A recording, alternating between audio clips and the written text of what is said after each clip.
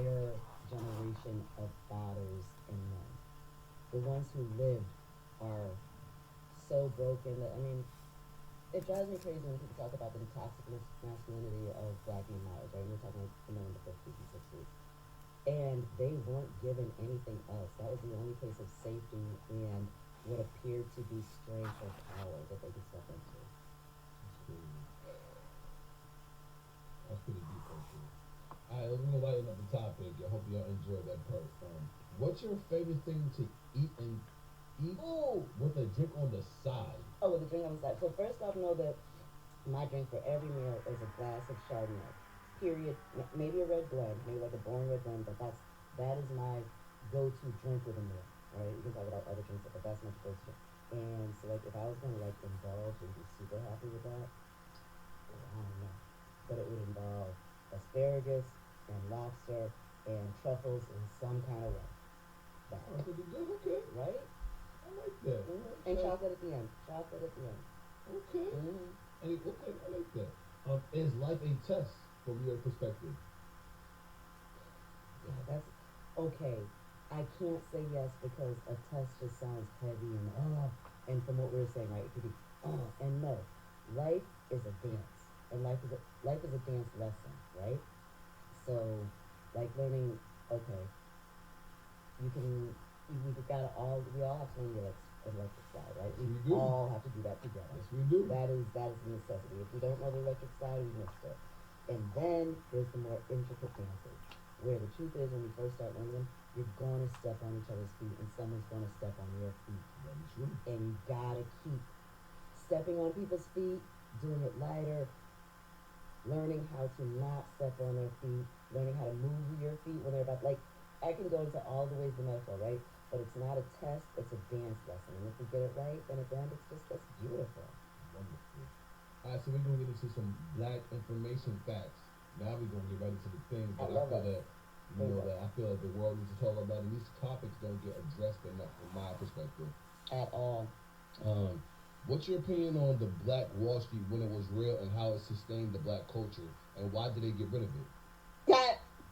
They got rid of it because it's real and it worked. They got rid of it because we did it better than them, right? They had to create the Asian as the model minority as the anecdote to them destroying black people. Because, okay, Black Wall Street, there were many Black Wall Streets, and what a Black Wall Street really represents is a self-sustaining black community where we're making our own shoes and we don't need their shoes, not because they won't sell us their shoes, but because our shoes are better, right? And so therefore we don't have to worry about like consciously trying so hard to like, how do I keep my dollar in the black community? Well, no, I want the best car, and I know that Mike down the street, Black Mike Johnson, sells cars, so I'm gonna buy my car from him, and that's gonna give him money. And what's he gonna do? He is gonna invest his money. He's gonna buy his clothes from the black man who owns the black dress store. Like, very true. That's what Black Wall Street is, and that had to be destroyed for many reasons. And understand that I'm not a capitalist, right? But we live in a capitalistic society. So in this world, I'm discussing purely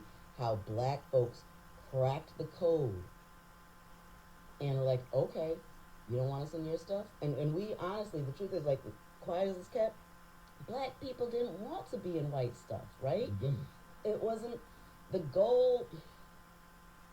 Picture us coming out of enslavement, right? Picture what we know about white people. Picture who we are as a spiritual, loving, family-centered people.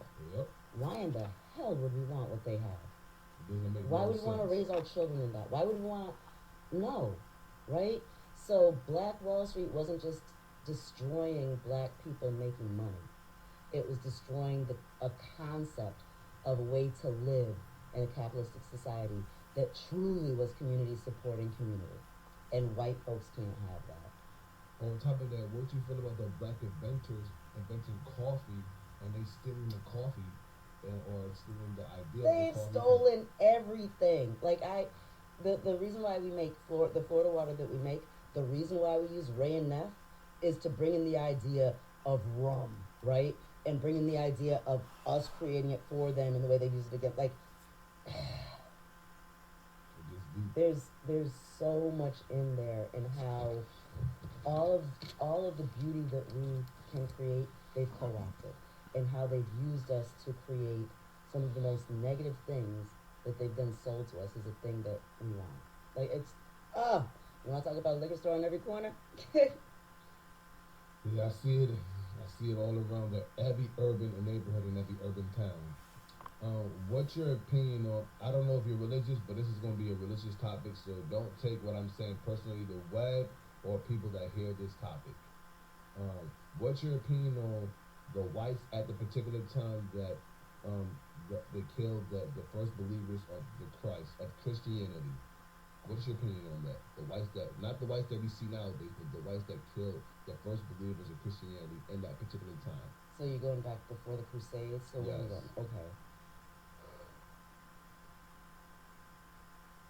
Okay, so let's bring up Ra, and let's bring up the sun god, and let's bring up all these Mithra. Let's bring up all these different gods who existed throughout millennium, right? Who all shared the Christ story, right? So I'll say first off, Jesus of and we're having this conversation the day before Good Friday, really, and this is when I love the great mystery and the truth in all of it. So I will tell you that the Jesus of the Bible, I am not convinced that man actually walked the earth. I am completely convinced and know and believe. So I know, I believe, I feel it is. That story, the Jesus story, is the true story that we all need to pay attention to, right? And we all need to, in whatever way it is that we engage with it, we need to engage with it. And all of the places where Christianity, like thinking about the Gnostics and their form and understanding of Christianity being completely destroyed for this strange, which is turned into, let's pull in the American white capitalist, this new sick Jesus, right? Yep. Original Christianity needed to be destroyed in order for a fake sick Christianity to be developed and sold as a way to keep all of humanity in their control. Controlled, So conditioned, enslaved. So now, boom. Mentally enslaved. So since you said that, I want you to Google this right there in front of me on your phone. I want you to Google this right here in front of me.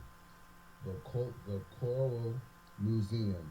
And I want you to see what picture pops up, because you said you didn't believe that Jesus was real. Oh, no. I believe Jesus is real.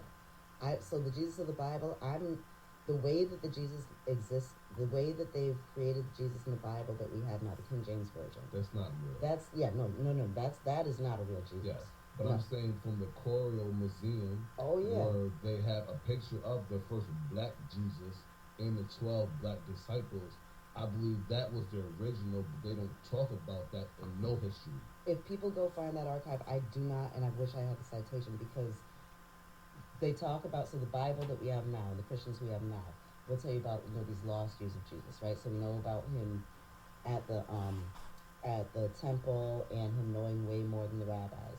And then we don't hear about him until he's 30. He went to India and did work in India. And there are, I wish I could remember the name of the town, and hopefully someone listening to this is like looking up and finding it. But there's a town that has a whole record of Jesus going there and living there, and talking about, like, he's got to go back and bring this to his people. And if you look at Hindi text and what that original Christianity, like the beautiful place of, this bread, this is me, this blood, this is me, that has been turned into such a wrong way of understanding.